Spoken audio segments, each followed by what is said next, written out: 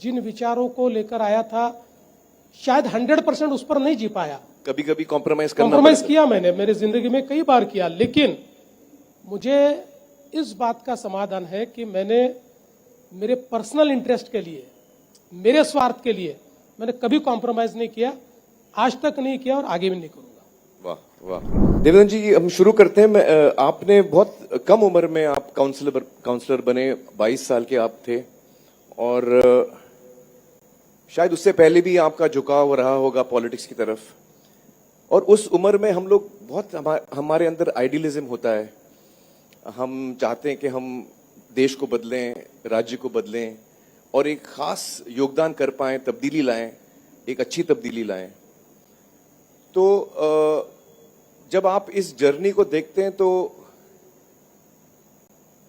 जो आप आइडियलिज्म से शुरू हुए, you know, how much were you able to live up to this idealism in these करीबन 35 साल हो गए आप? जी बिल्कुल। तो ये आइडियलिज्म से जो आपने शुरुआत की थी वो कहां तक खरी उतरी आपके लिए? देखिए, मैं एक बात कहूंगा कि आइडियलिज्म जो है वो वक्त के साथ साथ आपको यथार्थ भी पता चलता है, परिस्थितियां भी बहुत बदलती है और कभी कभी आपको कुछ निर्णय भी करने पड़ते हैं। लेकिन मैं ये चीज मानने वालों में से हूं कि आइडियलिज्म को कभी खत्म मत कीजिए, डोंट लेट इट डाई, क्योंकि वो अगर मर गया तो फिर आपके व्यक्तित्व में कुछ बचता नहीं है। इसलिए मैंने हमेशा अपने जीवन में अपने कुछ प्रिंसिपल्स बनाए हैं, उसके आधार पर मैं जीने की कोशिश करता हूं, लेकिन साथ साथ मैं प्रैक्टिकल भी हूं, क्योंकि वोट की राजनीति में और डेमोक्रेसी में अगर आप चुनकर आते हो तो आप जो करना चाहते हो, जो बदलाव लाना चाहते हो, जो आइडियलिज्म इन प्रैक्टिस लाना चाहते हो, वो आप ला सकते हो। इसलिए मैंने कई ऐसे लोग देखे कि जिन्होंने वक्त की नजाकत को समझा नहीं और वो समाप्त हो गए, वो चेंज नहीं कर पाए।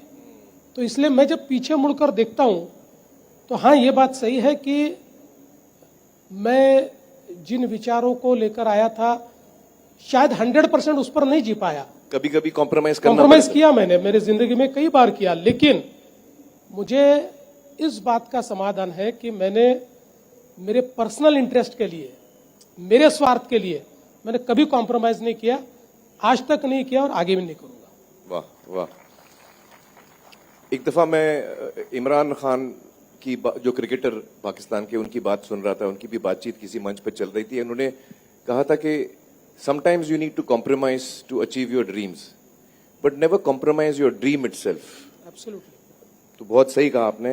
देवेंद्र जी, महाराष्ट्र करीबन 10% पॉपुलेशन ऑफ इंडिया महाराष्ट्र में है, और शायद पूरे ग्लोब में जो पॉपुलेशन है उसका हम 1.5% है। 100 में से, मतलब इस धरती पे जितने लोग रह रहे हैं 100 में से एक महाराष्ट्रन है। तो ये एक बहुत बड़ी जिम्मेदारी है, आप इस स्टेट को लीड कर रहे हैं। इस बोझ को आप कैसे उठाते हैं, कैसे संभालते हैं?